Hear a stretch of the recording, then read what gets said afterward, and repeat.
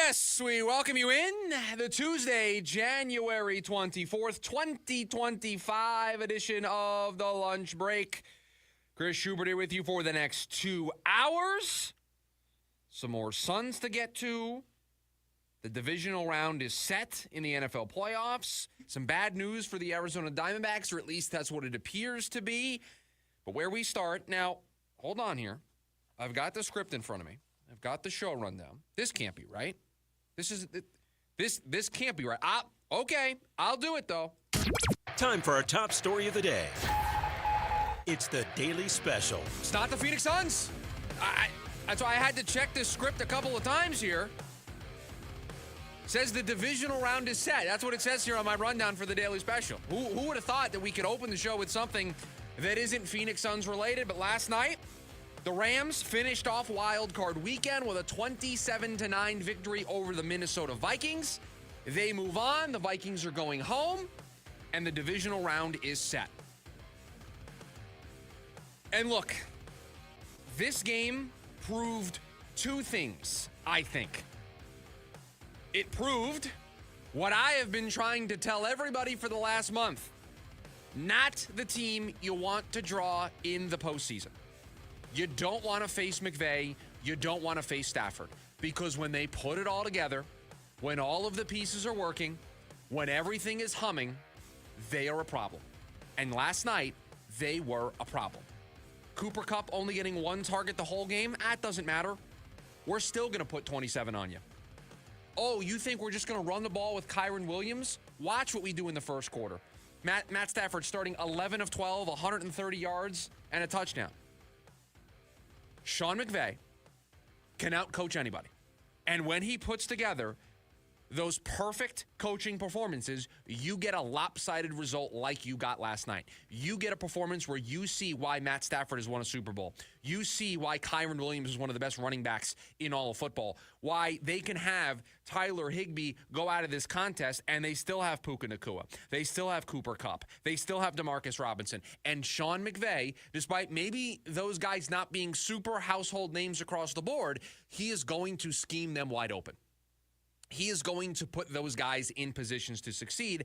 And oh, by the way, on the defensive side, you've got Byron Young, you've got Jared Verse, you have that pass rush.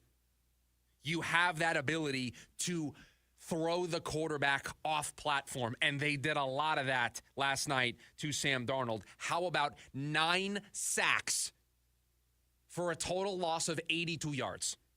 That is a dominant, impressive performance from the Los Angeles Rams. And I warned you that this is the team you didn't want to face. And later on in the show, the bottom of the hour actually, we are going to do our NFL divisional round power rankings. We're going to reset. We're going to rank the 8 teams through the prism of who is the most likely to least likely to win the Super Bowl as I see it after Wild Card Weekend. So we're going to take all of these teams, we're going to throw them back in the blender, and we're going to spit them back out. But I warned you that this Rams team had this type of performance in them, that they could do this to an opposing team. If everything comes together, they are a problem. And they did so last night with Cooper Kupp catching 1 pass, getting 1 target. So you maybe try to focus on Puka Nacua. Okay, we're just going to get Cooper Kupp more involved. They are a problem when the coaching is at a level that it was last night, when the defense performs at the level that it did last night. That's takeaway number 1. Takeaway number 2 is while Sam Darnold had an incredible season this year, was one of the major reasons why this team was 14-3 in this spot in the first place. A reason why they played that game last Sunday night for a chance to win the division and be the 1 seed in the NFC.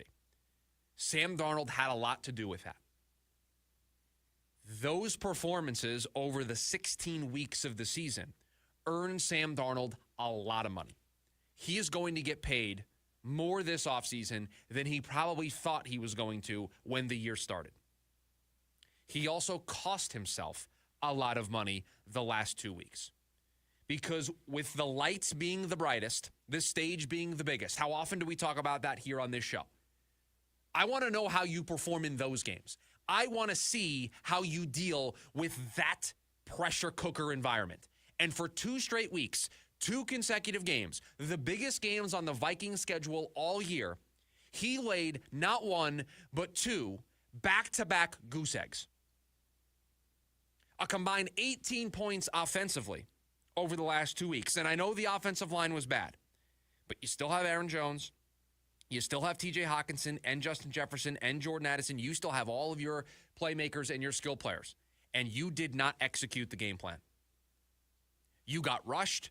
Pressure was in your face. And unfortunately, you couldn't handle it. You just couldn't get it done. Your coach didn't really help you. I thought Kevin O'Connell tried to stick with the run for way too long last night. You're down 18 points in the fourth quarter. We got to get a move on.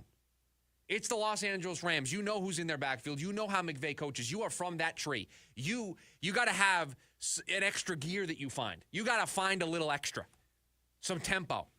You can't just try to turn around and hand to Aaron Jones, who, by the way, was only averaging 3.7 yards a carry when it was all said and done. It wasn't working. You weren't gaining ground. You weren't finding those chunk plays. If you were finding those chunk plays, 10, 12, 15, 25 yards, okay, you can stick with it. It can be part of your balance. You're not getting anywhere. Throw the ball. Get it to Jordan Addison.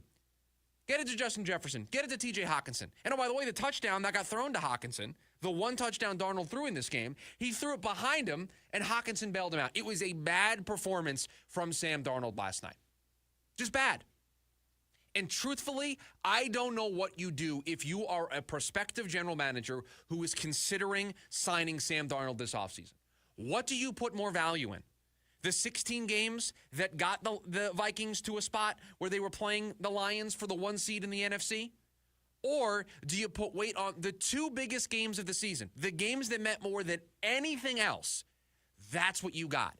The pressure got to Sam Darnold. Literally, the pressure from the opposing defense, and figuratively, in his head, the pressure got to him of the moment. I don't know what you do. I'm glad that these 2 weeks' worth of performances are going to more than likely, if it hasn't already, put to bed the idea of replacing Kyler Murray with Sam Darnold. But look around the league. Look at who might be interested in a quarterback this offseason. The Raiders will be kicking the tires on quarterbacks. The Steelers might be kicking the tires on quarterbacks.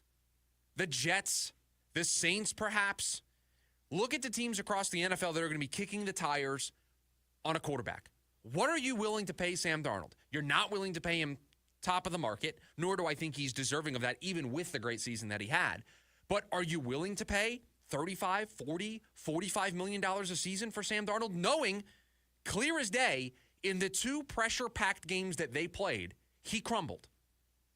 If you sign Sam Darnold to $25, $30, $35 million, whatever it ends up being, you're signing him with the idea of, we think this quarterback is talented enough to win us football games. Ergo, we want to make the playoffs. Well, how is that going to make you feel when the guy that you're going to sign to a deal is going to ultimately play in games where you've watched him fail 2 straight times this season? I do not want to be in a spot where, as a general manager, I have to consider Sam Darnold as my quarterback option because I don't know what I would be comfortable paying him. I truly don't.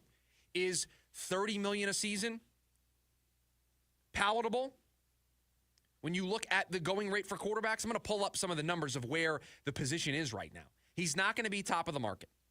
He's not going to be the Dak Prescott who's $60 million a year, Burrow at 55, Love at 55, Tua at 55, or 53, Trevor at 55. He's not going to be in the 50s, right? But Kirk Cousins got 45. Stafford's on a deal that's paying him 40. Carr just got 37.5. Darnold's making 10 this year. Is he going to get into the 30 territory? Baker got 33.3. Is he a little below that? Geno got 75, $25 million a season. Is that the comp? Do you give him the 3-year, $75 million deal? And I got to tell you, if that's the road you want to go down, you got to make sure you put some outs in that deal after probably the second season. Because you have to look at what happened. You go out and acquire Sam Darnold, you are going to expect a certain level of production out of him. You are going to expect him to be the guy that we saw for 16 games this season. But you also want it to end in your team playing the types of games that the Vikings played the last 2 weeks. And you saw how he performed in those environments. It would be a tough spot to be in. I'm glad that I don't have to be in that position. I'm glad I don't have to be in that spot making that decision. It is a tough thing to digest. What do you value more? The somewhat long-term sample size of this entire regular season or the short-term pressure-packed moments of the last two games? I don't know. You ultimately want your team to get into the playoffs. You ultimately want your team to be playing in those games, and you want to know when you get in there that you have somebody that can lead you. Right now, if you signed him, your entire fan base would be great. It's going to be great regular season, but if we get to the postseason, I'm going to be scared out of my mind. I'm going to be nervous watching those playoff games, even more so than you already would be because it's a playoff football game. And one last thing on last night. Credit to the Cardinals all across the board for the work and effort and time that they put in to making that feel like it was a Rams home game last night. The efforts that they went to remake the stadium, the in-arena entertainment. I saw that the team shop had all Ram stuff in it. That's got to be a tough pill to swallow, to open up your doors to a division rival and to allow them to host a playoff game in your building. But it was the right thing to do. And so credit to the Cardinals organization, credit to Michael Bidwell for putting that aside, because you can understand it, but putting that to the side and doing what is right for everybody involved, opening the door for that game last night. And now we get to a place where the Vikings are going home and the Rams are moving on. We will get into our NFL divisional round power rankings here at the bottom of the hour. The phone number for you to join the conversation. Maybe you have thoughts on Sam Darnold and where he should end up. Maybe you want to talk about the Suns. 480-864-1060 is the phone number. We are going to talk about the Suns here on the other side. There is one major publication that says it's time to make the big move, to press the big red button in the middle. Not a lot of people are talking about it. But one place talked about it yesterday. We'll get into that next here on the lunch break. KDUS AM 1060.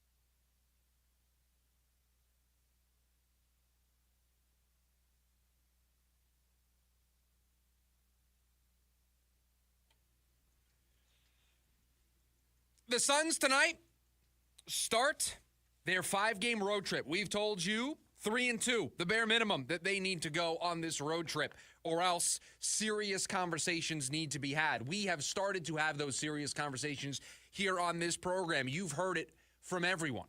You've heard it from everywhere. Podcasts, radio shows, articles, the television. You've heard it everywhere. The conversation of should they or shouldn't they? Where is this season going to go? And if it doesn't go where we want it to go, is it time to blow it up?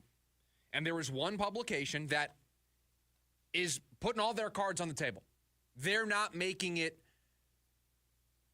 they are making it incredibly clear how they feel. They are not hiding their opinion on this. It was a story that I saw in The Ringer yesterday. The title of the story why the Phoenix Suns should trade Kevin Durant. Again, they're not pulling any punches. They're just laying it all out there for you. Why the Phoenix Suns should trade Kevin Durant. We've talked about it. We've referred to it here on this show. A bunch of different moves. Trading Devin Booker, trading Kevin Durant. We've referred to it as the big red button in the middle, right? That's been the way we've described it. That you really can only push the button once. And once you do, once your hand reaches towards the center and you hit the big red button, it's over. You can't take that decision back. And so you understand maybe not wanting to commit to pressing the big red button in the middle. The Ringer, this story from Michael Pina says, push the big red button in the middle. Trade Kevin Durant. And I'm not going to quote the whole story. Do yourself a favor. Seek it out.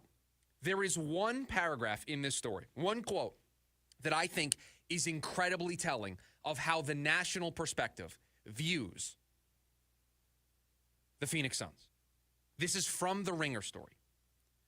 Quote, but I also know that the Suns are trapped by their owner's commitment to misunderstanding an NBA ecosystem that doesn't function how he thinks it does. The days of giving a maximum contract to 3 players are over. Depth is king. Financial flexibility, internal development, and the draft are what matter. That is a damning statement from somebody who covers the NBA. That is putting it on the table of the way you are running your basketball organization is not the way we do things in 2025. You don't pay 3 players superstar contracts. We told you, this is not a big 3 era. It's a dynamic duo era. You get 2 really good superstars, and you surround those 2 superstars with depth. You surround those superstars with financial flexibility so that at the trade deadline, you can find that missing piece. You have to draft and develop your own players. That's what you need to do. You can't chase championships by trading for Kevin Durant, by trading for Bradley Beal. And you can't get yourself out of this mess by trading for Jimmy Butler. That's not the way things are done anymore. And yet, Matt Ishbia seems trapped in an older era. He seems trapped in the big 3 LeBron, Wade, Bosh era of the NBA. Nobody is building the way the Suns are choosing to build. Not a single team. There is not a single team that is constructed the way the Phoenix Suns are constructed. Teams ahead of the Suns in the standings, teams behind the Suns in the standings. There is not a team that is constructed the way the Suns are choosing to construct their roster in 2025. And oh, by the way, by doing it this way, you have limited your ability to get out of the mess, which is why we always point to the red button in the middle. Is it not startling to anybody else that Jimmy Butler only wants to go to the Phoenix Suns? That through back channels, they're telling other teams not to trade for Jimmy Butler? Jimmy Butler reinforced his position to Pat Riley apparently last week. Trade me. And said that his $52 million player option would only be used to facilitate a trade, that he would accept the player option to count on the books for Miami so that they are forced to trade him.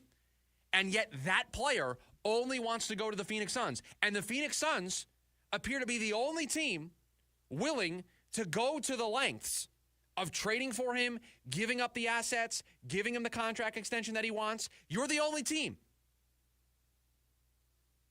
I am a huge poker player. I make a trip every year to Vegas with my dad, play in the World Series, different events up there. I play pretty regularly here. I have been taught a very famous quote. I believe it is in the movie Rounders. If you can't identify the fish at the table, then you are the fish. Matt Ishbia is the fish at the table right now.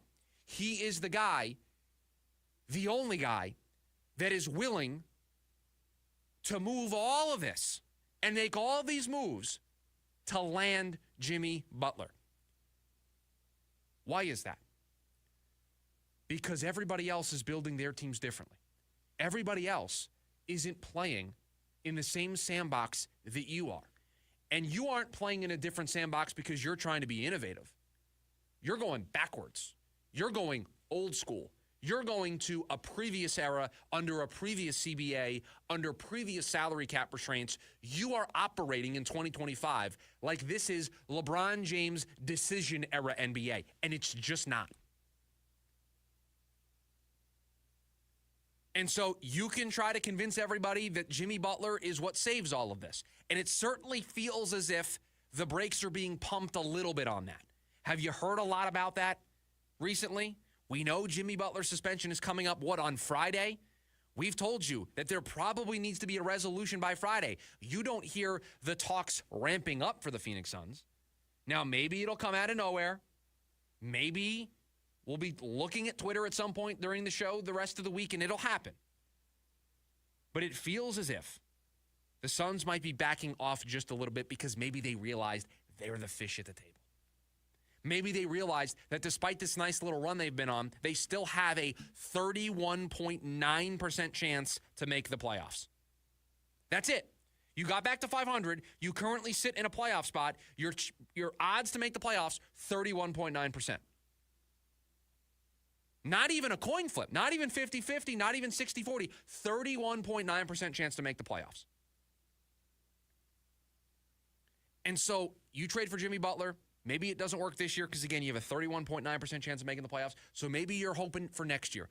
So when Jimmy Butler is a year older, when Kevin Durant is a year older, and let's face it, we've kind of put this to the side. I know I've mentioned it in passing the last couple of days when we've brought this up. They've been relatively healthy for the last 2 weeks. Is that a given going forward? Is that something you can reliably count on moving forward? And so everybody knows where we stand. The big red button in the middle, push it. Entertain trading Kevin Durant. Get some of your picks back. You know Houston's sitting there waiting for you. They made those trades with Brooklyn to get those picks back because they were waiting for this exact moment. Don't be the fish at the table. Don't be the team that trades for Jimmy Butler and gives him the extension when nobody else was willing to do so. Because just as quickly as it went south in Miami, it can go south for you in Phoenix. And remember, it wasn't that long ago that everything was going swimmingly in Miami between Jimmy Butler and the Heat. It was only a few short years ago that the team with Jimmy Butler was making deep playoff run after deep playoff run, and look at where we have gotten in short order. You don't think that that could be the future for the Phoenix Suns? And let's face it, you have a guy in your building, in Kevin Durant, who is known to ask out. And so that cloud always looms. Always. It doesn't matter what he says. It doesn't matter how certain he tries to be with you that he wants to be here. That cloud always hangs over this. And so we're going to talk about a little bit later on in the show what the Suns should do with the trade deadline looming and this idea of making some type of move. Should it be the big fish?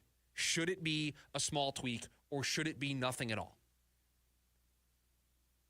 Well, the Ringer is making the case to you all that it should be the big red button in the middle.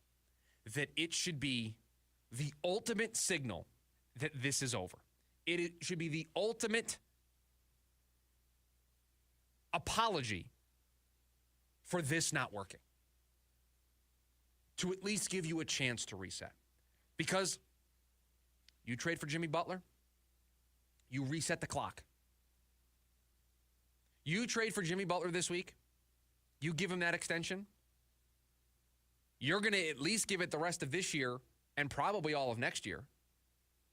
And so Kevin Durant's trade value starts to go down. Jimmy Butler's trade value starts to go down. Devin Booker's trade value starts to go down. If you choose that path, you choose the path of resetting the clock. And so if that's what you want to sign up for, everybody, if that's what you're willing to commit to, another year and a half of this, exactly what we are doing right now, but instead of Bradley Beal, it's Jimmy Butler, then go right ahead. I'm not going to be the fish at the table. I'm not going to be the one that can't see what everybody else sees, that this isn't working. You are 19-19. You are barely back in the playoff race. 3 games doesn't change what we have seen the majority of this season. And you have an owner who is running his team like this is 2010's NBA. And it's not.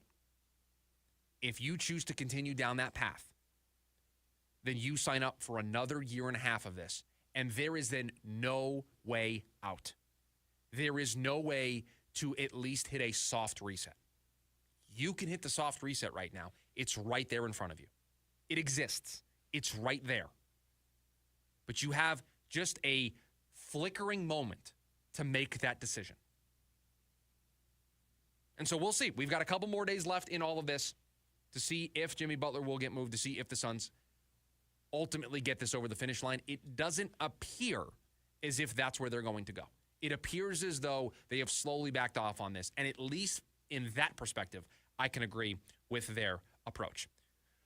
480-864-1060 is the phone number for you to join the conversation. The menu been presented to you. Everything that we've discussed so far, whatever else is on your mind, 480-864-1060 is the phone number. On the other side, the divisional round is set. Wild card weekend in the rearview mirror. How about we do our NFL divisional round power rankings? This is nice. It's nice and roomy. Just 8 teams to rank. Most likely, least likely, in my opinion, to win the Super Bowl after what we have seen on Wild Card Weekend. We will do that on the other side of the lunch break. KDUS, AM 1060.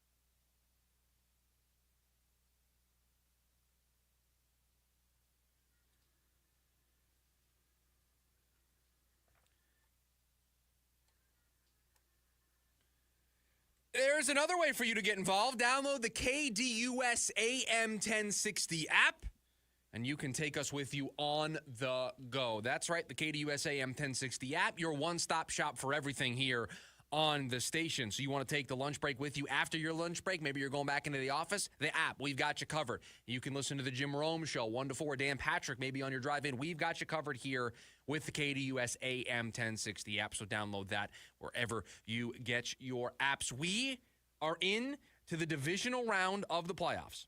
Now it starts to get real. Now the matchups start to get better and better. And we've got a doozy of one this weekend. Bills, Ravens is going to be a classic. 8 teams remain fighting for a chance to hoist the Lombardi Trophy. So, just like we do throughout the regular season, we got to do some power rankings. Now, we're doing the power rankings a little differently here in the postseason. I'm looking at these teams through the lens of most likely, least likely to win the Super Bowl as I see it right now. So the team I have at number 1 right now is the team that I would pick at this moment with the information that I have to win the Super Bowl. The team that I have 8th on this list is the team that I think no chance not winning a Super Bowl.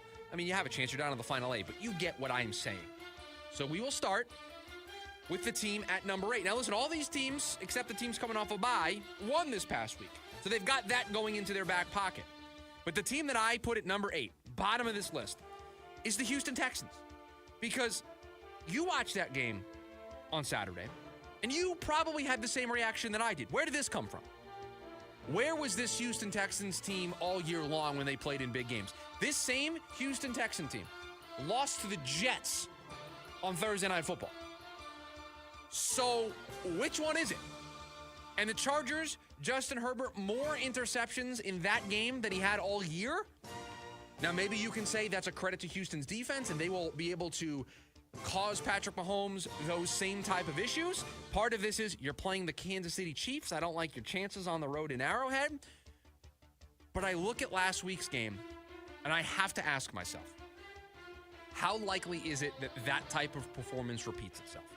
Because you have to play that way against Kansas City. You're going to have to play that way against Baltimore or Buffalo. You're going to have to play that way whoever comes out of the NFC. And I have not seen that consistency enough from the Houston Texans to be able to tell you, look at you with a straight face and say, I believe this team can win a Super Bowl. This team down the stretch, okay? Here are their wins down the stretch. They beat the Jags 23-20. They beat the Dolphins 20-12. This is just the last 5 weeks of the season. They went to Kansas City, lost 27-19. They played the Ravens, lost 31-2 on Christmas, and then beat the Titans 23-14. So your 3 wins are against teams that weren't in the playoffs. In fact, the last win on your schedule that was against a playoff team, it's the only win on your schedule against a playoff team, is when you beat Buffalo early in the year 23-20. Other than that, you've beaten teams that haven't made the playoffs. And so I don't see it. I see that you lost to the Chiefs. I see that you lost to the Ravens. You beat Jacksonville, you beat Miami, you beat Tennessee. Great. That is not consistent enough for me to think that you are going to cross to that next level. The Houston Texans at number 8. At number 7, super impressed with the way the quarterback of this team played. And you certainly think that they could get hot.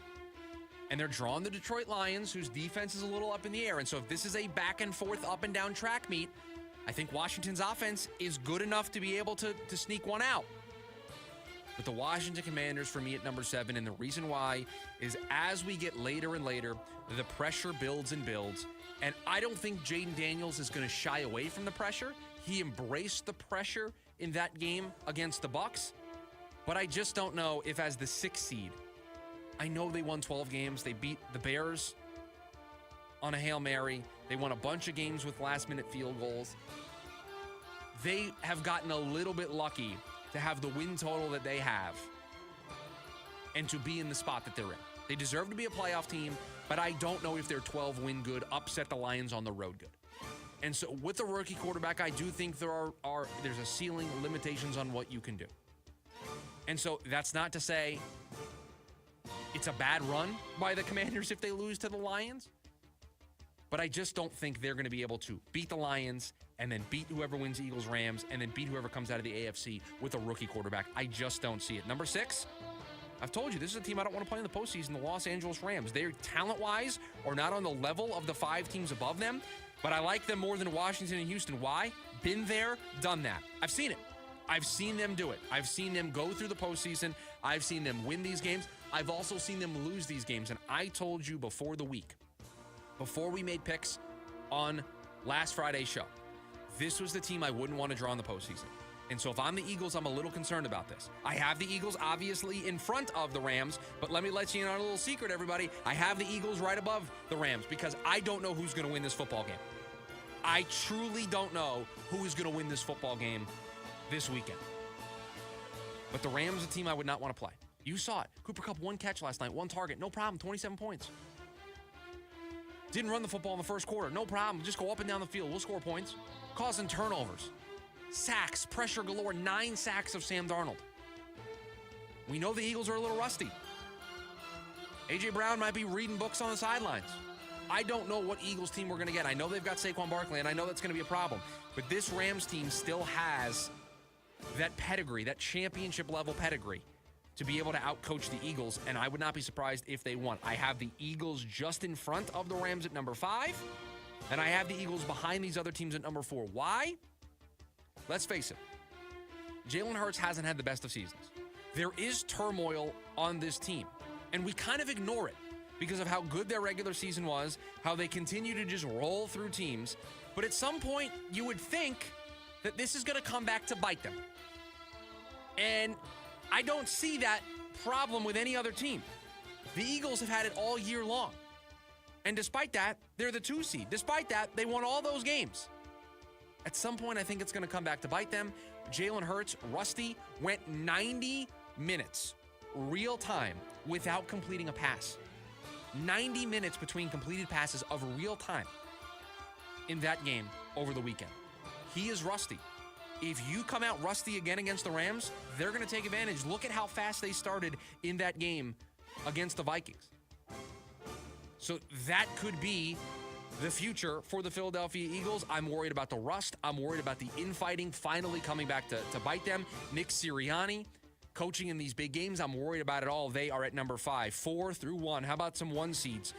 Number 4 for me, the Detroit Lions. Look, offensively, I don't have a concern in the world. I am not somebody who's going to buy into, Aaron Glenn's interviewing over here, Ben Johnson's interviewing over here. It's going to be a distraction. No. The thing that is going to doom the Lions is the injuries that they have amassed and the way Dan Campbell coaches. Now, I personally am a huge fan of the way Dan Campbell approaches 4th down situations. I love the aggressiveness, and I love him staying true to who he is. I know that makes me an outlier. There are people that say you get to these spots, you get to these playoff games, you have to adjust. I love it. It's who his team is. It's what they respond to. You have to dance with the one that brought you, and that's what he has been doing since he got to Detroit. The thing that I worry about is even though you make probably the right decision, maybe you don't execute, maybe the play doesn't go your way, and you don't come through in those moments. And oh, by the way, your defense is injured across the board. Those 2 things worry me in the postseason. Shorter sample size, less margin for error, a very injured defense, and the aggressiveness. You run out of time. You don't have another week to then run these scenarios again. You have 1 game, 4 quarters to figure it out. And so those are the 2 things that we worried about with the Lions. At number 3, the Kansas City Chiefs. Look, I'll say it. Producer Dylan, write it down somewhere. Patrick Mahomes, the 3rd best quarterback still left in the playoffs. There, I said it. I've been sitting on it for a couple of days. I've been waiting for the time to break it out, and here it is. This season, Patrick Mahomes, the 3rd best quarterback still left in the postseason. The 2 teams in front, and you know who they are because you can do process of elimination. The 2 teams I have in front of the Kansas City Chiefs here right now, the 2 teams who have quarterbacks that I think this year better than Patrick Mahomes. So I hope we're rolling the tape. I hope we get the soundbite ready for when Patrick Mahomes throws for 5 touchdowns this weekend and makes me look silly. This year, not in the sum of their careers, this year, Patrick Mahomes, the 3rd best quarterback still left in the playoffs. He's the 3rd best quarterback in his own conference this year. That's the thing that holds this team back. It is the Arrowhead Invitational. Everything rolls through Kansas City. You have to be worried about that. I get it. But I'm here to tell you, the quarterback play, the offense overall, it is not what it has been.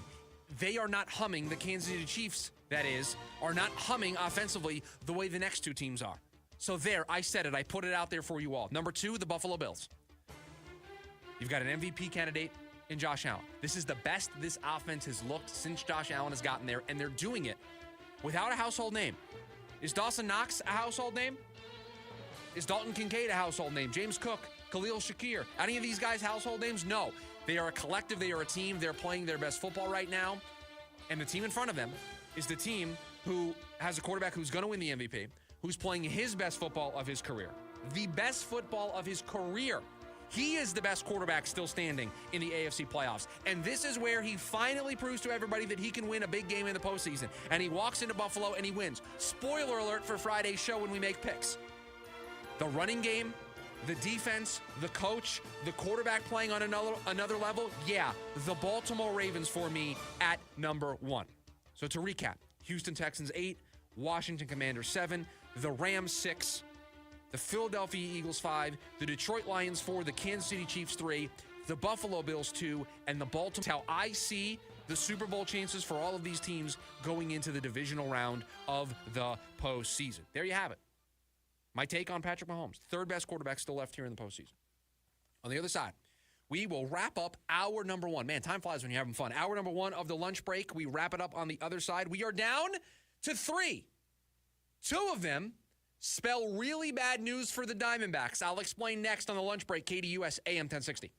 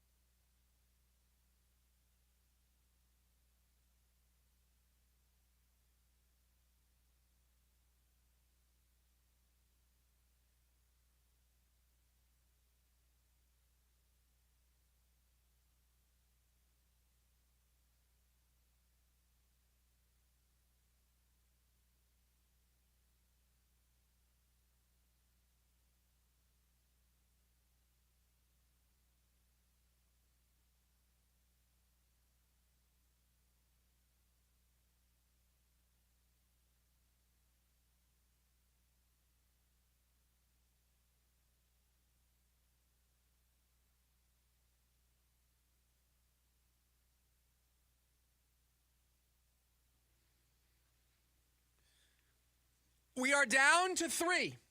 That's right, 3 finalists in the Roki Sasaki sweepstakes. According to Jeff Passan of ESPN, he plans on signing with either the Los Angeles Dodgers, the San Diego Padres, or the Toronto Blue Jays.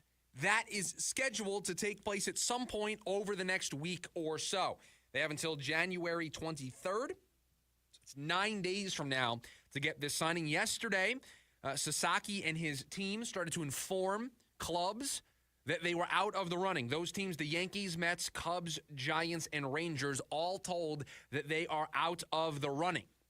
Obviously, from the get-go, the Dodgers and Padres have been the favorites in the pursuit. The Blue Jays, the surprise team that made the final three. Now, you will notice the Diamondbacks not in this mix because they weren't one of the finalists. They were not that mystery team that we all talked about. It appears the Toronto Blue Jays were that mystery team that had that meeting.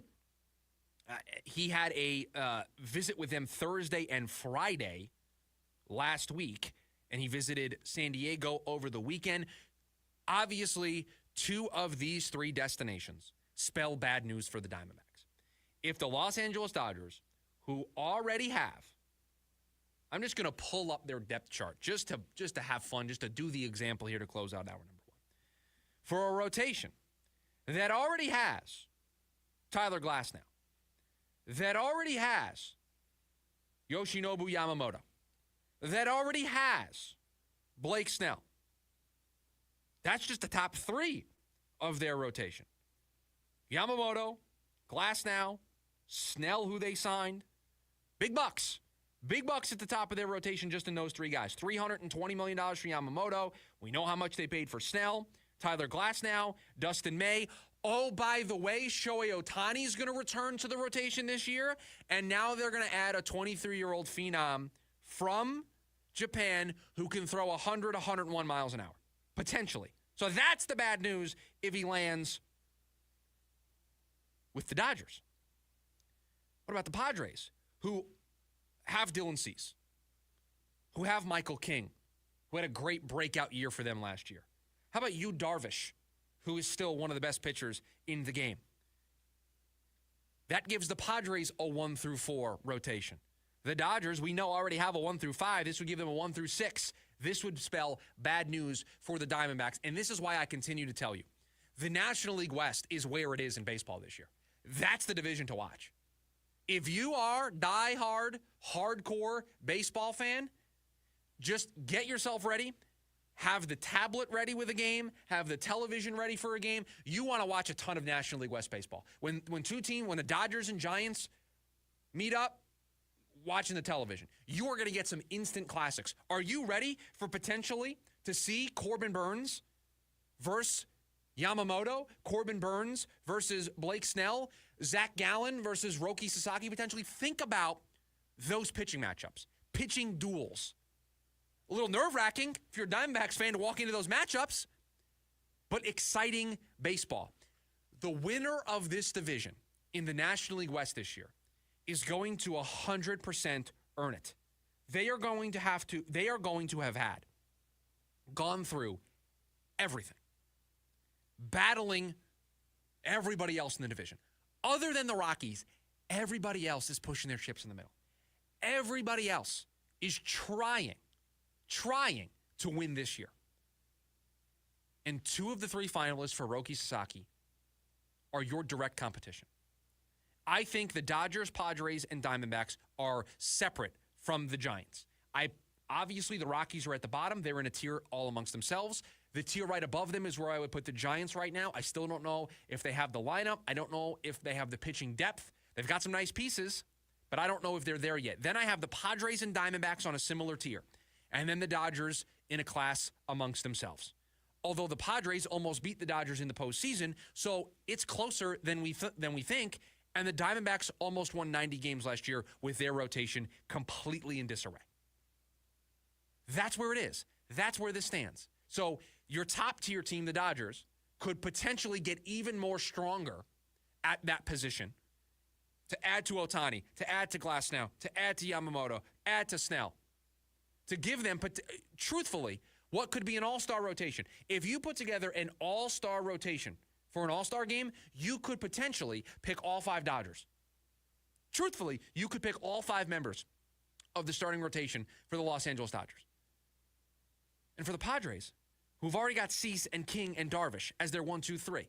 One of the best 1, 2, 3s you'll see. Starting pitching, National League West. Most competitive division, National League West.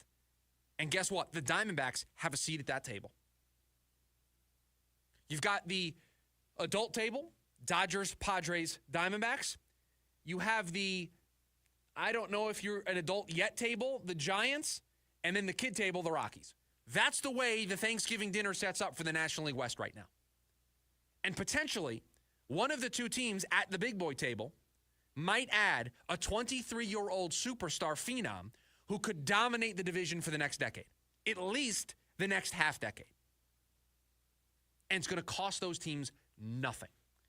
And from the get-go, the Dodgers and the Padres have been viewed as the favorites. The Dodgers, because of Yamamoto, because of Ohtani, because of how good they are, because it's California. The Padres, the Yu Darvish connection has loomed large in these conversations. Now, if it were me, I would very much like to see Roki Sasaki go to Toronto. I would love for them to pull off the upset here. I would love for them to be the mystery team that enters the competition late and lands the big fish.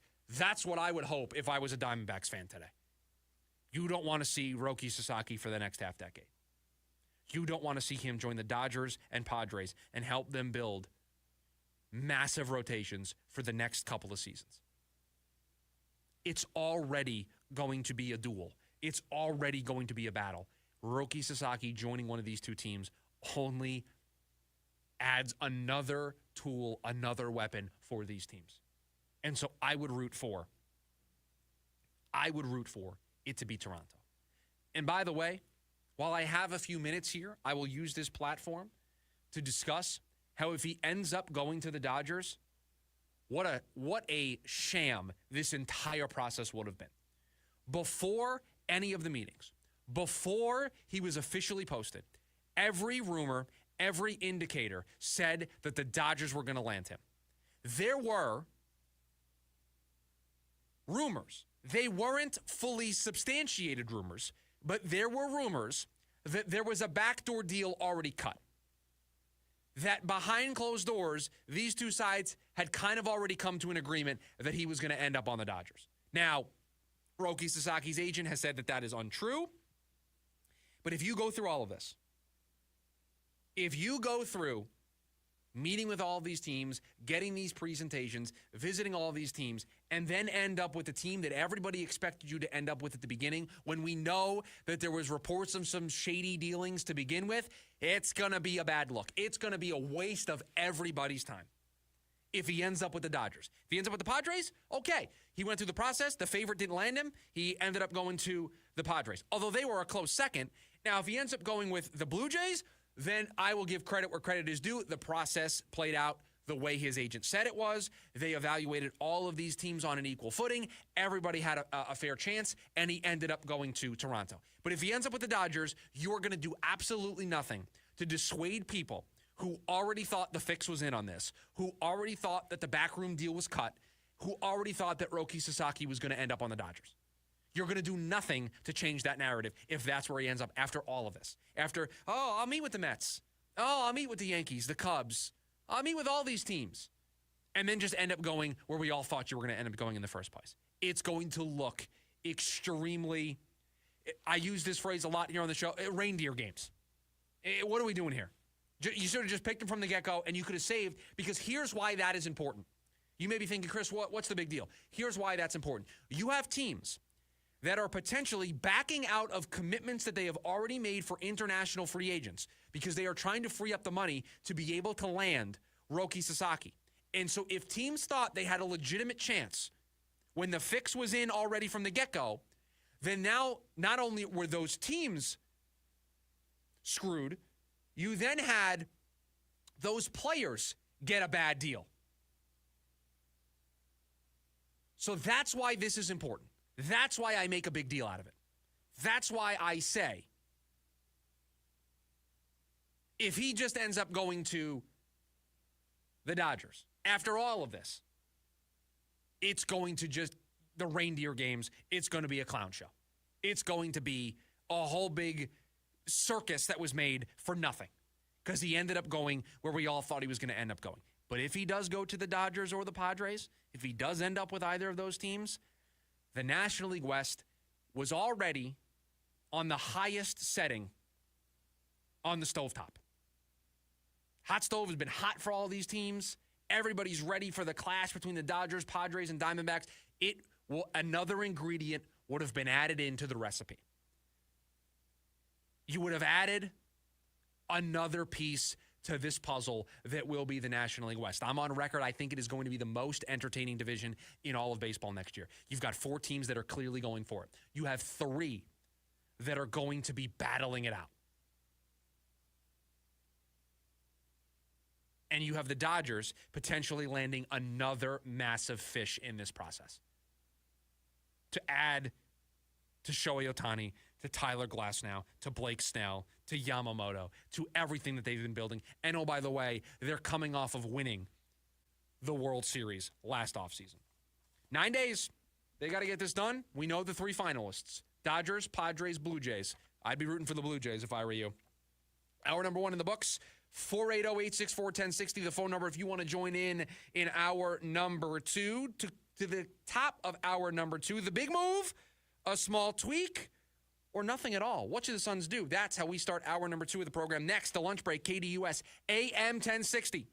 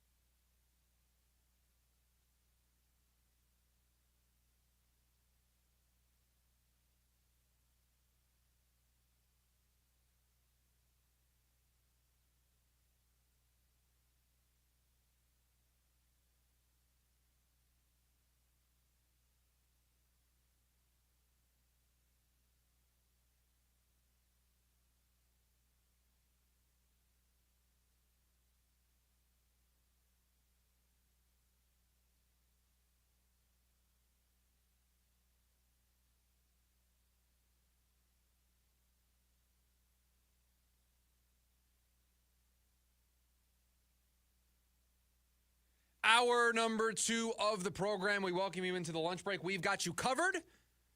To the top of the hour, Jim Rome takes over. 1 o'clock, 1 to 4. Start your drive home with the Jim Rome Show. You got the Rooster, 5 to 6 tonight, the Sports Zoo. We've got you covered here for the last hour of the lunch break, and we dive back into some basketball. We spent hour number one talking about maybe we need to get T-shirts made. The big red button in the middle for the Phoenix Suns, meaning trading Kevin Durant, admitting that this was a failure, starting over, admitting defeat here. But if they choose to press on, there are a couple of different ways they can do that. There is the big move, and we all know who that big move is. That would be finding somebody to take on Bradley Beal's contract. That would mean acquiring Jimmy Butler. That would mean extending Jimmy Butler. And that would mean a new era of Suns basketball that is Kevin Durant, that is Devin Booker, and that is Jimmy Butler. Those three. That's the big fish. There is the small tweak, which is trying to shed yourself of Yusuf Nurkic's contract and adding a center like Nick Richards. That's a small tweak. That is a on-the-margins move. That would be, I love a good cross-sport analogy that we can make. I love when we can look at one team here in town and compare it to something else that another team did. The small tweak, Nick Richards, would be like trading for Baron Browning at the trade deadline if you're the Cardinals. The Cardinals chose not to go big fish. Now, the two teams were at different points of their franchise life cycle, but they didn't go the big fish route. They went small tweaks, add depth, add on the margins. Nick Richards would be that on the margins move for the Phoenix Suns. It doesn't wholesale change their roster. It doesn't massively change the way that they operate. It's just a different, fresh face at a position that's been somewhat of a problem. Or they do nothing at all and they try to see this through with this group. So those are your three choices. The big fish, Jimmy Butler, trading Bradley Beal. The small tweak on the margins, and maybe it's not Nick Richards, maybe it's somebody else, but just the different approach would be small tweaks on the margins, just try to increase the floor a little bit. That's option 2. And then option 3, nothing at all. Which path would you take? You've watched this team for 38 games. You've seen the ups and downs. You've seen the highs, the lows, the good, the bad. You've watched this team when everybody is healthy and everything is firing on all cylinders. You've also seen this team when nothing appears to be working. We've watched this team have to hit the break glass in case of emergency and move Bradley Beal and Nurkic to the bench. We've watched him completely remove Yusuf Nurkic from the lineup. We've seen it all. We have seen it all in 38 games.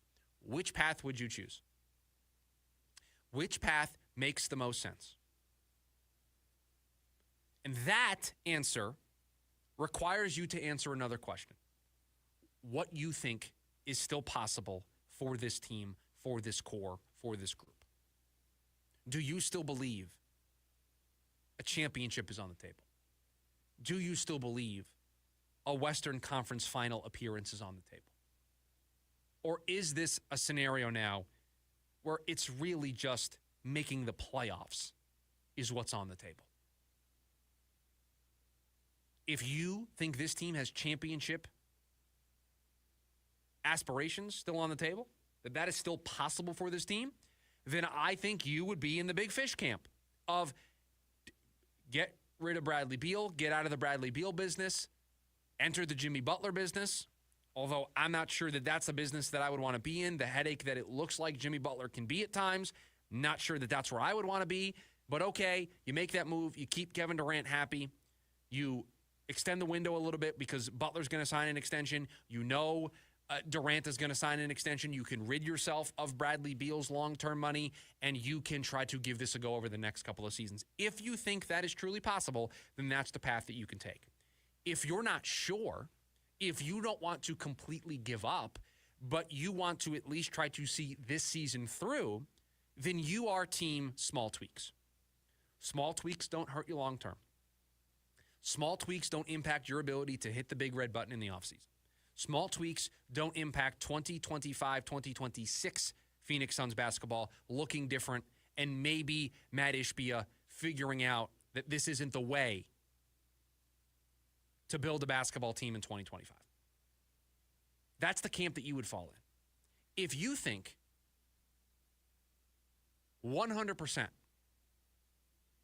this is over, the playoffs are barely on the table, if at all, these players are getting older, it's done. They tried, they gave it an effort for the last 2 seasons, but it is done. Then you are team, they should do nothing.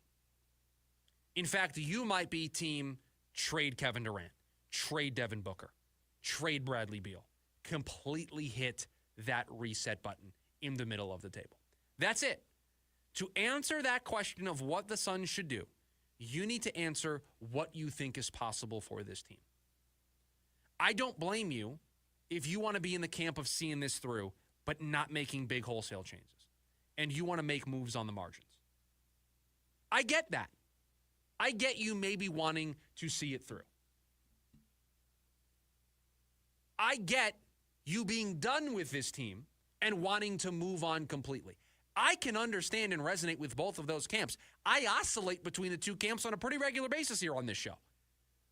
The place I can't get to is thinking this team still has a championship in sight, a Western Conference final in sight. You look at the talent on paper, and you're supposed to see a team that can win a championship. But I haven't seen it.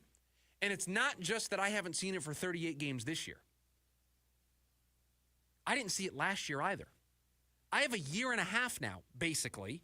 A couple games into this road trip, we'll be past the midway point. I have a year and a half of this not working. I watched you get swept in the first round last year. I've watched what you've done this season.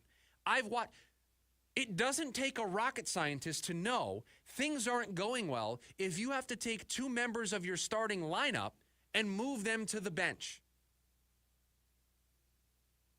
That's not good. That's not indicative of a team that still is looking towards a championship. Now, the tweaks are working. I will explain one big way that they're working here in about 25 minutes or so. But I can't see how you're in that camp anymore. I can't see a way where that is where you sit on January 14th. I can understand you saying, listen, there's still something there. Kevin Durant, still very talented, having a great season. Devin Booker feels like he's coming out of whatever has plagued him at the start of the season. The move to the bench for Bradley Beal appears to be working a little bit. I just want to see this through. We'll make some tweaks. We'll get a different center in there. We'll try to maybe add some depth where we can. We want to see this through, but not make a big move. I can understand that. I can get on board with that. But I can also get on board with you saying, I'm done. I'm not getting sucked in again one more time. It's not happening. I watched it for 38 games this year. I watched it all of last year. I remember what happened against Minnesota. I'm good. I've seen enough. I don't need to see the 4th or 5th installment of a movie series that the first one wasn't any good anyway. I don't want to throw an entire franchise of movies under the bus here by throwing one out. But think of your movie series that everybody else probably likes, but you're like, nah, I'm not so sure, and they've made about 100 of them. That's what the Phoenix Suns are. I don't need to see the 4th or 5th or 6th installment. I don't. I'm good. I am good. Now, there are a bunch of different ways for you to consume this show. We've talked about the app. There's the traditional radio in your car, AM 1060. You got us on the HD side of things, 100.7 HD2. But there's also the YouTube, the live video version. And I've told you many times before, you can join the show 480-864-1060. You can also join us on YouTube. And if you come to the table, and now you got to bring it, but if you come to the table with a good comment, I'll get it on the show. So Estevan is in the YouTube chat, and he left 2 comments. I'm going to pair them together because I think this is a great point. Jimmy Butler wouldn't be a good fit. There's only one basketball.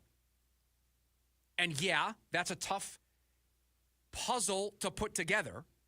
And let's face it, the third member of this big three, as it currently was constructed, got moved to the bench. So do you expect Jimmy Butler to come in there and immediately gel right away? Might be some friction. And let's face it, this team's running out of time. They don't get that wiggle room. And the second comment is they've traded all their assets. They have no depth. Now, I don't know if I look at the Phoenix Suns, Estevan, and I think their problem right now is a lack of depth. It's certainly a problem for sure.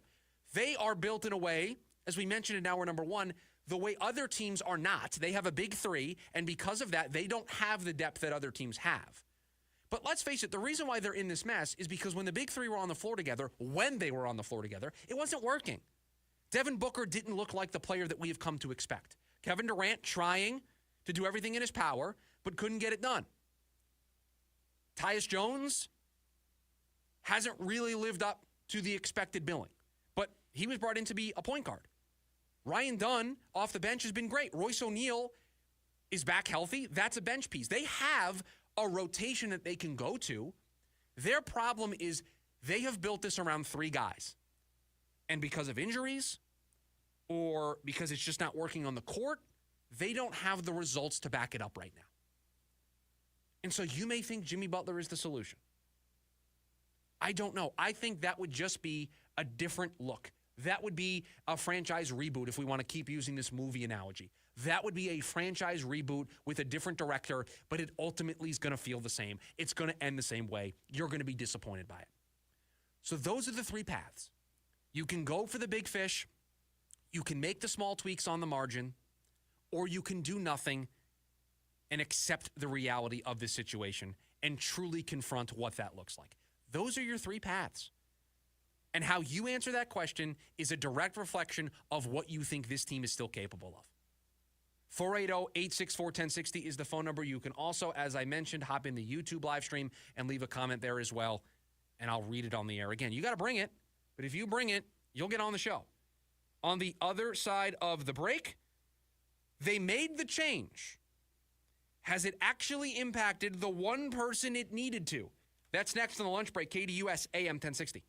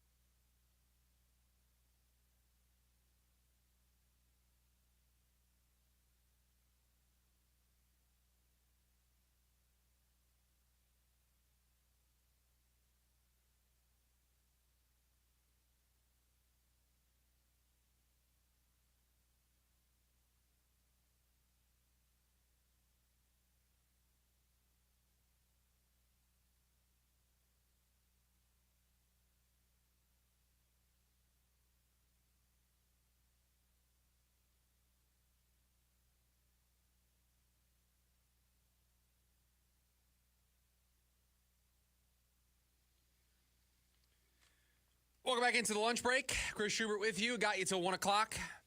The phone number, 480-864-1060 for you to join the conversation. Also got you on the app, the YouTube stream as well. A bunch of different ways for you to get involved with the program. I'm going to get back into the Suns here real quick. We've spent a lot of time talking about the trades that the Suns could make and what pathway they could take. And it's all about a philosophical direction, right? It's all about what path they think they are on, what direction they think is best suited for their short and long term. Well, let's focus on tonight, because tonight starts a 5-game road trip for this team that we think is going to determine the fate of this season. We think when we get back from this 5-game road trip, when we are able to check in and see where the Suns are at, we're going to know if this team is in it or if this team needs to push the red button. We'll know after these 5 games. It's a schedule that should allow you to be at least 3-2. You should come back from this road trip above 500. And one of the reasons why I feel so confident in that is because since the move of Bradley Beal to the bench, something has changed. I don't want to go as far as to say something has been unlocked, but something has changed. And that change is with the player that we all asked to step up, that we all look to as, you aren't playing the basketball we know you can play. And that player is Devin Booker. His team has won 4 of their last 5. His team has won 3 in a row, and they have done so in large part because of the performances of Devin Booker. 3 times in the last 5 games, he has scored 30 or more. He has been a driving force for this run that this team has been on, and he looks, or at least is starting to look, like the player that we have come to know and love and expect him to be when he steps on the basketball floor. And so this change to Bradley Beal on the bench, I told you, I'm not sure how sustainable it is. I don't know how happy Bradley Beal is going to be in this role. I don't know how consistent he is going to be able to be. There are some nights where he can lead the team in scoring off the bench, and it looks great. And then there are other nights where he can't get into a rhythm, can't get into a flow, and it looks like a mess. And I think the idea here is Mike Budenholzer is giving basically the same minutes out, but he's reconstructing what it looks like and who is on the floor together to try to spark something. That's the idea. And perhaps he has sparked Devin Booker just a little bit. And for those of you that listened to the last segment and you are still holding on, you're in the camp of make some minor tweaks.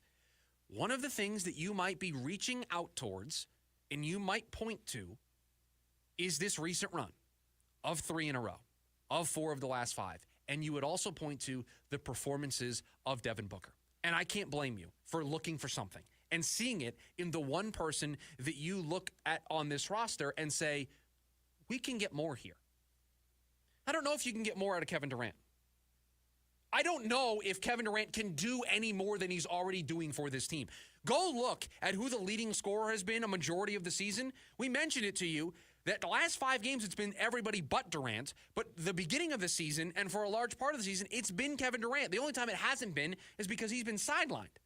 So Kevin Durant has kind of been Superman in a lot of ways for this team to try to keep things afloat. I don't know how much more there is for him to unlock. He is still one of the 10, 15 best players in the NBA, and he shows it on a pretty regular basis. So not much more there. So then you look at Bradley Beal and Devin Booker. Well, can you expect more from a guy who you just moved to the bench? You're going to get what you're going to get at this point from him. And so Devin Booker is the missing piece. He is the link. He is the guy that has more to give. His numbers for this season, lower than what we've seen from him in recent memory. Lower than his career norms. He has not looked like the player that he was last year, the year before that, the year before that. You go back, you have to go pretty far back into Devin Booker's career to find numbers that, at least before this stretch, match up in a way to what we are seeing right now. You have to go pretty far back. And so that tells me there's more there. Devin Booker is not older than Kevin Durant. He's not older than Bradley Beal. He is in the prime of his career. We should be seeing the best version of Devin Booker. So that tells me something's not clicking, something's not working, something is off. We certainly saw it in the summer during the Olympics. He looked great.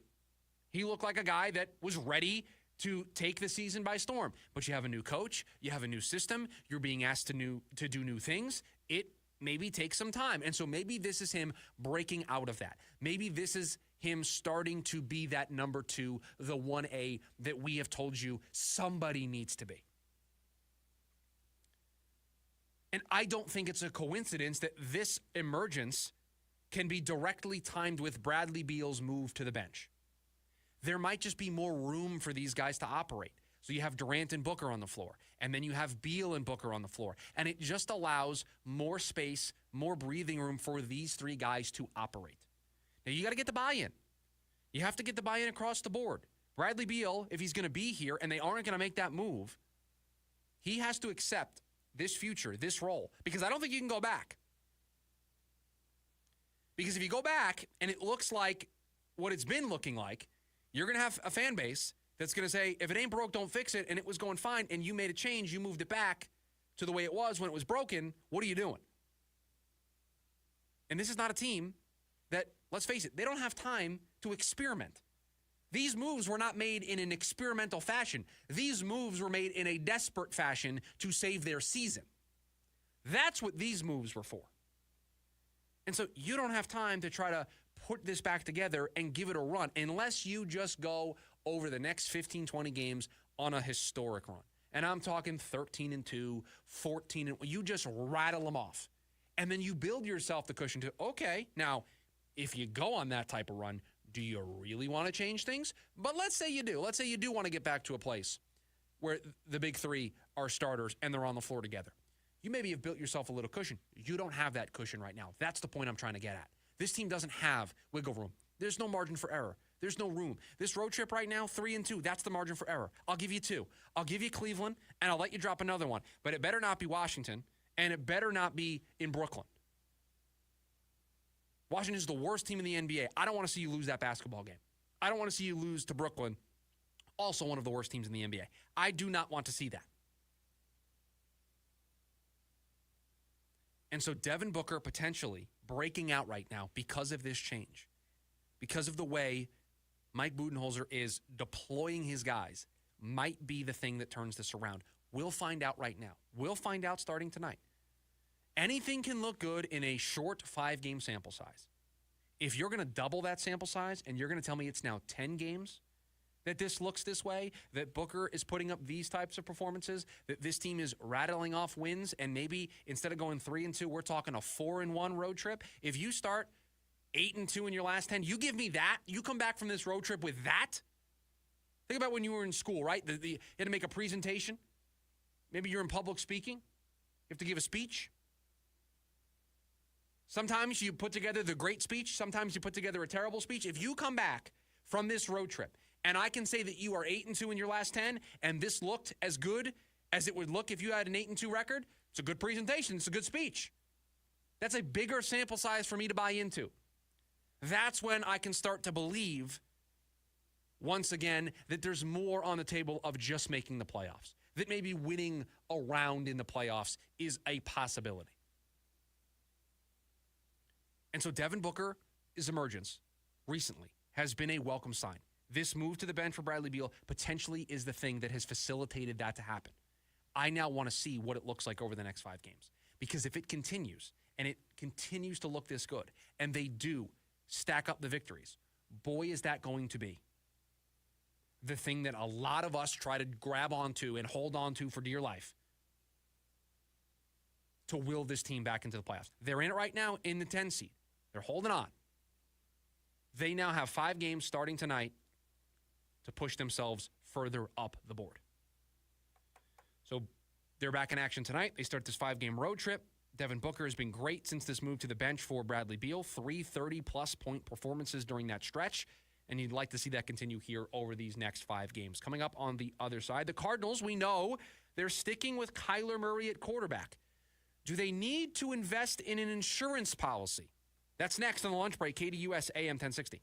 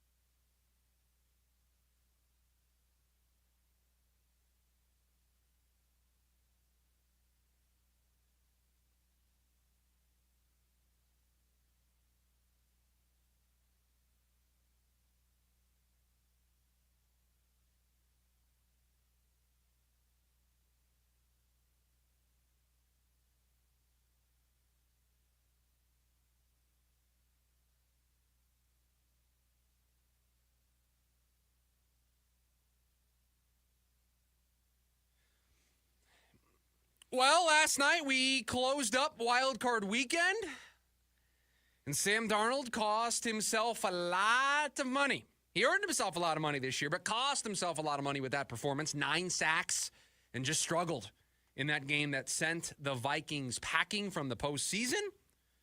And the reason why I bring this up is because there were many who were kind of side-eyeing Sam Darnold as a potential replacement for Kyler Murray. A lot of people thought, you know what? Sam Darnold having a good year. I haven't seen Kyler Murray have a year like that. I haven't seen Kyler Murray win 14 games. I haven't seen Kyler Murray put together a potential 1-seed division-winning campaign. I haven't seen that. And so I understand. You look around the league, you're like, hey, maybe Sam Darnold would be the right fit here. I think the last 2 weeks has quieted that down, and I'll be very fascinated to follow the pursuits of Sam Darnold this offseason to see how much he gets, where he ends up, what role he gets put in, because he made $10 million last year to be the backup and then was thrusted into the starter role when J.J. McCarthy tore his ACL. He's certainly going to get a raise on the $10 million. How much of a raise is he going to get? Where is he going to sit in the quarterback salary pecking order? One of the top storylines to keep in mind, big picture in the NFL this coming offseason. But the Arizona Cardinals, while maybe not shopping in the starting quarterback market, I think need to be in the backup quarterback market. They need an upgrade in that spot. Can't be Clayton Tune. They need an upgrade at that position. They need to increase their floor at backup quarterback. And so, with that being, I don't want to call it a priority, but it's pretty close. It's something to consider. It's something to have probably middle of the shopping list this offseason, because we've seen it. Sometimes you need your backup quarterback to bail you out of a game. You need your backup quarterback to hold things down for a couple of games. Maybe there's a 2-game stretch or a 3-game stretch where you need your backup quarterback to keep things afloat. And so you need somebody that you trust. You need somebody that can run the offense. You need somebody that you can throw in there. And while maybe they're not going to bring you the high-end capability of Kyler Murray, they're going to bring you a decent enough floor to where you can still win football games. So that's the way the Cardinals need to look at this offseason. But how do you fill that role? Do you fill it with a high-end backup? Or is it somebody that you want to push Kyler Murray? Do you want a true competition? Do you want somebody that can come in and at least force Kyler Murray to elevate his game a little bit? Here are the quarterbacks that are going to be available this offseason. I will tell you the quarterback and the percentage of snaps that they played. Sam Darnold, as we mentioned, who played 99.4% of snaps, was the starter all year. So there you go, starting quarterback. Russell Wilson, 63.7% of snaps, but we all know the starting quarterback all year. The only reason why he wasn't there at the beginning, he was coming back from an injury. Daniel Jones was the starter in New York for a really long time, and then they cut bait with him late in the season. Cooper Rush took over for Dak Prescott, was the starter. Mac Jones was the backup for Trevor Lawrence, took over in the second half of the season when Lawrence went down with a season-ending injury. Mason Rudolph, Joe Flacco, Jameis Winston, Justin Fields, Jacoby Brissett, Andy Dalton, Drew Lock, Tyler Huntley. Those are the guys that played significant time this season. Maybe Jimmy Garoppolo intrigues you. Carson Wentz, Taylor Heineke, Josh Johnson, Kyle Trask, who knows? What are you looking for in your backup quarterback? Are you just looking for a high-end backup? Are you looking for somebody that you believe gives you a decent floor? Jacoby Brissett, Mac Jones, Cooper Rush. Those are guys that probably fit that mold of a decent floor. Cooper Rush has been a backup before. He's come in these roles. He's done well. Jacoby Brissett's been a backup a bunch of different places, has started, has been able to manage an offense, would be able to do that for you for a couple of games. Is that the path you want to go down? Or do you want somebody that potentially pushes Kyler Murray, that competes with Kyler Murray? Because I have a name on this list. who I don't know what his market is going to be. There might be teams that look at him as a starter and pay him starter money. It's possible. And I'm not talking top-end starter money, but he might get a Sam Darnold deal. Sam Darnold got 1 year, $10 million to be the backup for J.J. McCarthy, or at least be in a competition, and then you have a $10 million backup while you're paying a quarterback on a rookie deal. It's a pretty nice place to be. I'll give you a name. What does Justin Fields do? Justin Fields might be the best of both worlds here. He might be a high-end backup that, by the way, can run your offense basically the same because he provides you that same running ability that Kyler provides to you. But also he's somebody that is young, still wants to be a starter, and is going to come to camp after being the starter in Pittsburgh. And let's face it, while the numbers maybe weren't great, he won football games. He ran that offense. So maybe he pushes Kyler a little bit. What are you trying to accomplish? What is your end goal with your backup quarterback?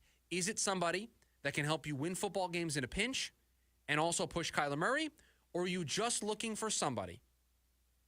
It's not going to cost a lot. It's not a huge drop-off. You have a nice floor. And if you need him for a game or two, he would be able to win you a football game or at least allow you to be competitive. What are you trying to do? Because if you are trying to make this just Kyler Murray's show, then you can sign somebody like a Desmond Ridder, like a Marcus Mariota.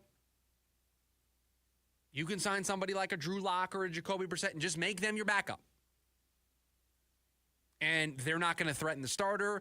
They're just going to be there. They're going to be there in case of an injury, and they're going to be there when you need them if you need to get out of a jam. But if you want to put some pressure on Kyler Murray, does Justin Fields do that? Does bringing back Josh Dobbs do that? Are there other names out there? What are you trying to do? You bring in somebody who's established. You bring in somebody who's been a starter before. Then that's going to at least create some level of controversy. It's going to at least send the message that Kyler's play needs to improve. And we all know it's easier for them to get out of the contract at the end of next year than it is for them this year. It's not happening. He's going to be the starter going into 2025, excuse me. But that doesn't mean you can't put pressure on him. That doesn't mean you can't push him to try to be the best version of himself. Either way, this team needs an upgrade at the backup quarterback spot. This team needs to increase their floor. I firmly believe the best thing you can do for your team is have your backup quarterback have a similar skill set or at least a similar play style to your starter so that your offense doesn't have to completely change. So you have a quarterback, Kyler Murray, runs an offense, but also has a running element to his game. So that is a piece to the puzzle that Drew Petzing puts together for this Cardinals offense. Wouldn't you like to have a backup quarterback who also has a similar skill set? Maybe not to the level Kyler does, but maybe you want somebody who also has that mobility. Justin Fields, Desmond Ridder, Marcus Mariota, Trey Lance, Josh Dobbs, guys who can get out on the run and use their legs to extend plays. I'm not sure Mac Jones is the right backup for Kyler Murray. Daniel Jones, I'm not sure, is the right backup for Kyler Murray. But I'll tell you what, Daniel Jones, starter in this league, has won a playoff game. Maybe in the right system he could work.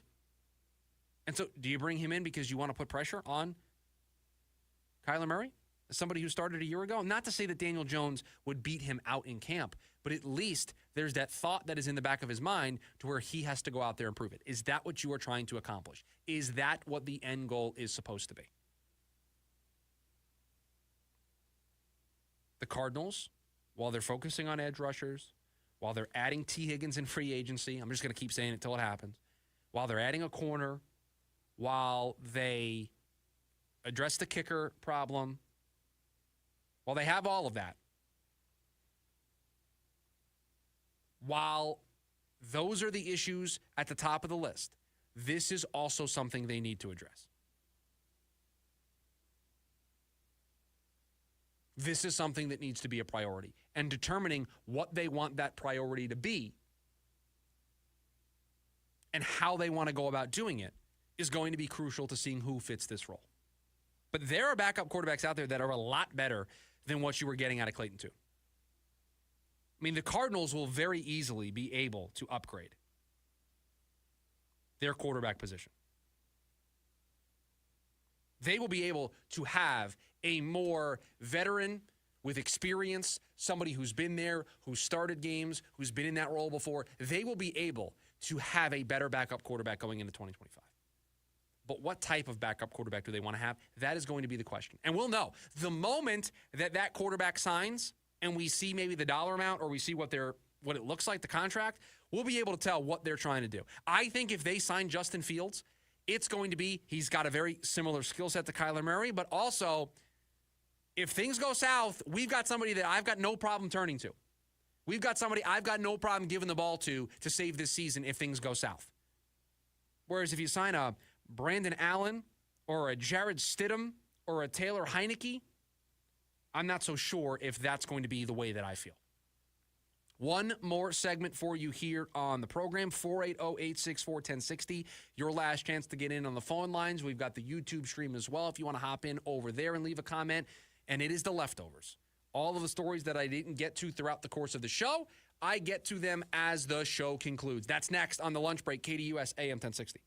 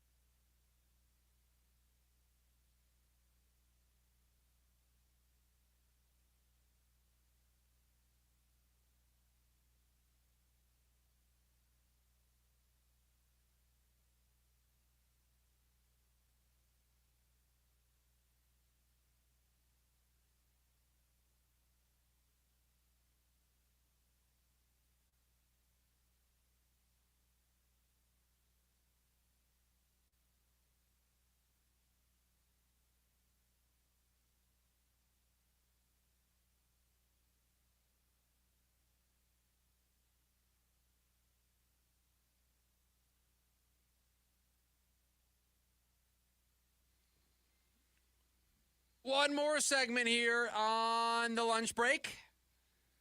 And it is my favorite segment of the show. It's the leftovers. We get to all the stories that I didn't get to throughout the course of the show. And I've got two big ones. And we'll start with the football one because it was reported late last night that Jerry Jones has spoken with Deion Sanders about the head coach opening in Dallas and has gauged Deion's interest. And they have talked about the job, but here's where things stand. They spoke on Monday. There is no interview scheduled, but they are expected to continue their dialogue. Here is the quote that Deion Sanders gave Adam Schefter on Monday night. Quote, "To hear from Jerry Jones is truly delightful and it's intriguing. I love Jerry and believe in Jerry. After you hang up and process it and think about it, it's intriguing. But I love Boulder and everything there is about our team, the coaches, our student body, and the community, end quote. I'm not sure how to read that because that last sentence, but I love Boulder, I thought was going to then end with him saying, I'm not entertaining this offer. But he said that he has spoken with Jerry, that he's intrigued by it. And there is reporting that has not been refuted anywhere that they expect to have further dialogue. And if they have further dialogue, then it certainly appears as if Deion Sanders is at least willing to consider this pretty strongly. And this would be the type of move that Jerry Jones would love to make. Somebody who played there in Dallas. It gets their name in the news. Dallas is being talked about. Deion is being talked about. It certainly could lead to something. It also could lead to Deion Sanders getting a new contract. He's got a 5-year, $29.5 million deal that he was signed to in Colorado. That was in late 2022. So it's been a couple of years. And so maybe this is his way of Dallas is in the news, their head coaching search is in the news, and that puts them at the center of the NFL. Deion is able to get his new contract extension, and I've seen a bunch of people point this out. So this is not an original thought coming from me. But Deion can get a new contract. Dallas can go in a different direction. Everybody wins here, right? Certainly feels that could be the under the surface read of this. But I also do think that there is probably some intrigue on both sides for this to happen. So I don't think this is just for Dallas to be in the news or just for Deion to be able to use this to negotiate a new contract. I do think there is at least some level of interest here. It's where Deion played. He would get to be a head coach in the NFL. Dallas would make news, make waves, and they probably think, at least Jerry might, that Deion's a great coach. He's had success in Colorado. Was 9-4 in 2024. Saw the Heisman Trophy winner, Travis Hunter, come through his program. Now, mind you, I don't think it would work at the NFL level. I don't know if Deion Sanders, Coach Prime, would be able to lead a locker room as a head coach. I don't know. I don't know how much staying power what he's doing at Colorado has. I have been firmly, I don't want to say anti-Deion Sanders, but I've been firmly in the camp that I don't think he reaches the success that people think he's going to. Now, 9-4 is certainly a little bit better than I thought he was going to be able to do, but still hasn't won a conference championship, still hasn't played in the college football playoff, hasn't done any of those things. And truthfully, the thing that rubbed me the wrong way is the way that he treated the players that were there at Colorado when he got there. And from the moment that he did that, I have not been certainly Team Deion. Didn't love it. Just didn't. It just rubbed me the wrong way. And so he's had success. 9-4 is successful, but he's 13-12 in his 2 seasons in Colorado. So it's not like this overwhelming success. Now, for Colorado, that's like winning a national championship to be 13-12 in 2 seasons. With the way things were going, they might not have won 13 games in 13 seasons with how things were going in Colorado. So I get it. I get why there's buzz there. I get why he thinks he can be successful there because he's shown it. But he's about to lose his son to the draft, Travis Hunter to the draft. So let's see what it looks like. Let's see how he's able to coach up other players. Let's see if he's able to rebuild when he doesn't have his son at quarterback. Let's just see what it looks like. But it also might be him going to the NFL level. So I would not be surprised if there is an interview at some point, if there is a conversation at some point, and that this is a real possibility. Right now, if I had to guess, I would say Dallas does not land Deion Sanders as their head coach. This does end Deion new deal in Colorado. Dallas goes in a different direction. But Dallas is in this head coaching search. Last year, or the last time they did this, they were very quick to hire Mike McCarthy. I think they're going to take their time. I think they're going to interview a lot of different people. And I would not be surprised if they are one of, if not the last team to hire a head coach. As of this moment, we don't know about any single interview that they're having. They're not interviewing Deion, at least as of this point. We have not heard of any rumored interviews for them. So they are just at the start of this process. The Raiders ahead of them in this process. The Jags ahead of them in their process. The Jets, the Saints, the Bears, Patriots way ahead. They've hired somebody already. You got a bunch of teams that are already ahead of the Cowboys on this process. So it's going to take time for the Cowboys. So I think they are going to be the last team. Plus, they would love all the headlines. So I think they're going to be the last team. So I think this is going to take a little bit longer. We'll get to maybe around the Super Bowl when they announce it, probably. That's 3 or 4 weeks away. Yeah, that feels about right. One more story here for you. And this one is, I don't even know what to say about this. I am going to assume that most of you know the name Jonte Porter. I hope that most of you know the name Jonte Porter because this was a pretty big deal when it happened. If you don't know who Jonte Porter is, I will give you a brief Cliff Notes before we dive into this. Porter is a former NBA player who is banned from the league for life after it was found out that he was disclosing information to sports bettors and also bet on games. And another person that was arrested in connection to Jonte Porter. There were some text messages as a part of that arrest where Jonte Porter is texting the people that were betting on him. On January 22nd, so about a year ago, he was playing for the Toronto Raptors in a game against the Grizzlies. And he apparently sent 4 text messages to these bettors about his status. Talked about how he went back to the locker room to get his eye checked, that he's not starting the second half, that he said, but if it's garbage time, I will shoot 1,000,000 shots. This is some really bad stuff. A alleged text, quote, hit unders for the big numbers. I'm going to play the first 2 or 3 minute stint off the bench. Then when I get subbed out, tell them my eye killing me again, end quote.